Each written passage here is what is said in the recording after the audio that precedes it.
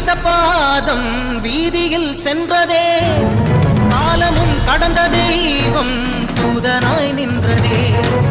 அடியவர் உணவுக்காக பொதிசோறு சுமந்ததே, அனைவரும் போற்றும் வண்ணம் அற்புதம் புரிந்ததே.